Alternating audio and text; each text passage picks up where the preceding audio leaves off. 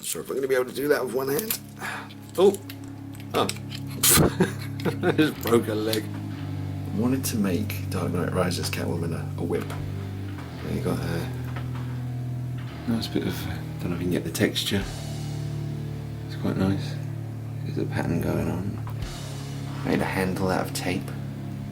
Black tape, so you got a handle. Nasty bit on the end. See if we can get a little. Yep, that works.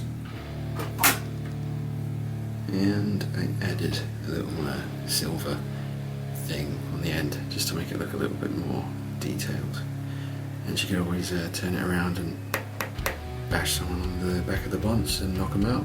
Alright, so now the whip's in the hand and already this is looking cool. Some people might not like how thick the handle is, but I thought I wanted a handle that was, well, I made it that thick because I wanted to be able to use it in a weapon in more ways than one. Like I said, she could sort of turn around the other end of the whip there and just bash someone with this sort of metal stud, whatever you want to call that. But yeah, let me just pose this whip. But yeah, that is awesome. She didn't have any of her classic Catwoman kind of weapons in the Dark Knight Rises. They just gave her a gun. That was it, just a gun to shoot people dead with. You know, fair enough, but I really think Catwoman should always have her trusty whip. And now she has it. Damn. And it's all posed up now. Looks really nice. Wrapped around the leg, coming down there, stepping on the end. You see the texture on the rope he used? It's got a pattern on it. Well, it's sort of like woven. It is just exactly what I was after. I was thinking I need to find something to use for a whip. Went downstairs and into the sort of tool drawer, and there it was, right on the top, just this random bit of mini black rope, and then the black masking tape wrapped around the bottom, wrapped around until it sort of was as thick as I wanted it to be. Found that little random metal stud thing, shoved that in the end, so now she can use it as a weapon in more ways than one. She can turn it around and sort of bash people around the head or whatever she wants to do, and that's a pretty badass whip.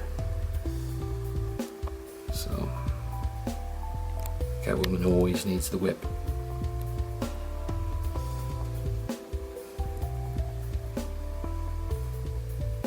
Very nice. So yeah, I found two of the same, exact same sort of pieces of, sort of, I don't know what to call this. I'm going to call it string because that's too thick to be string.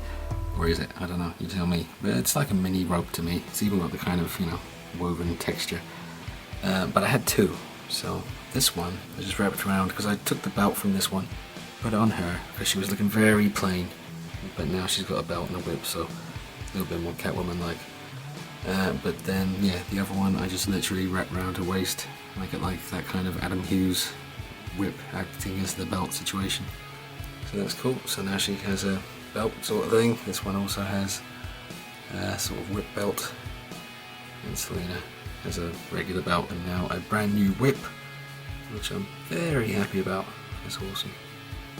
And then the Sideshow Collectibles whip, which has been slightly modded, moved the magnet a bit further down the belt to get the fit to be a bit tighter. Pretty cool. So I'm changing it up again.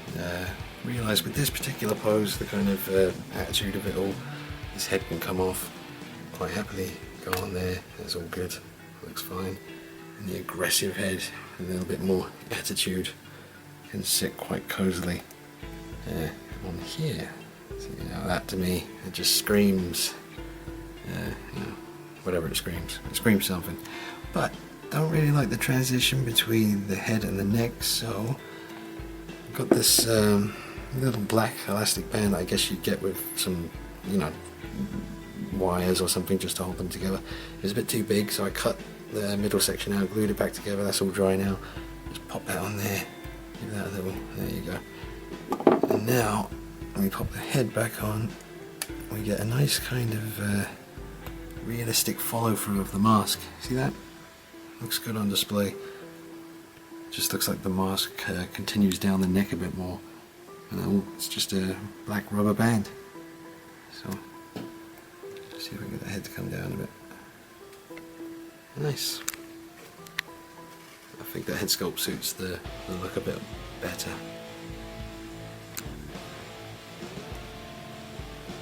There you go. That's cool.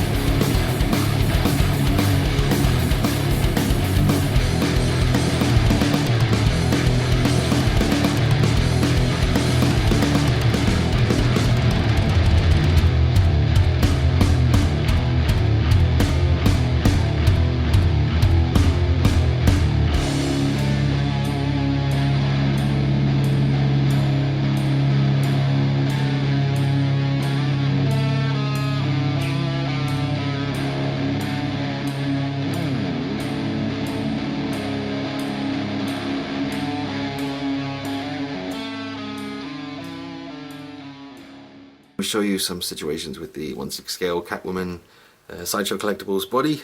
The suit has left some really serious dye, excess dye, staining, whatever you want to call it, going on, and my suit is rattling like a baby rattle. My body, sorry, did I call this a suit? But yeah, you can hear something's broken, rattling around inside there. I've never dropped it. I've always been super careful, and I noticed when I was taking this suit off earlier today that she's rattling, something is broken inside. So yeah, and yeah, just the staining is harsh on this. You can only imagine if the whole body was like these rubber sections, how much more, to the extent, sorry, the staining would be. Not good. But yeah, underneath there, you've got your, the body sort of continues.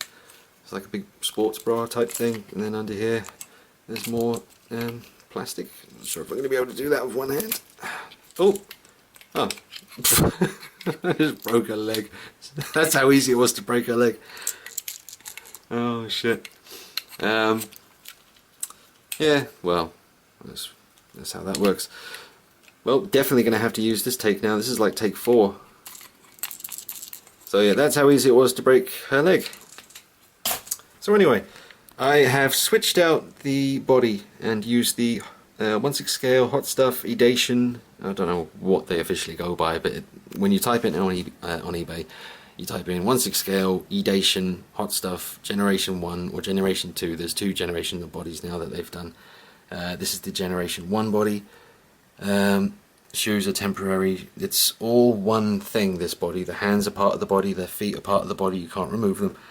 So I need to get myself some Catwoman boots that actually let you put the feet into them now, because yeah, it won't work with the spare Sideshow ones I have, which are great and they would look fantastic with her, but unfortunately they're the kind that you just plug in the ankle peg into the boot. You can't put a foot in there, so you can't use these. So just a temporary situation going on with those shoes. Now the Edation body is kind of a freaky one. We all sort of know about the Pliocene bodies, they look great, but it's kind of like a very thick rubber. I have to demonstrate this to you. Please don't leave me a bunch of stupid comments about this moment in the video if you can help it. I got to do this so that I can show you the difference between the Pliocene body and the Edation body.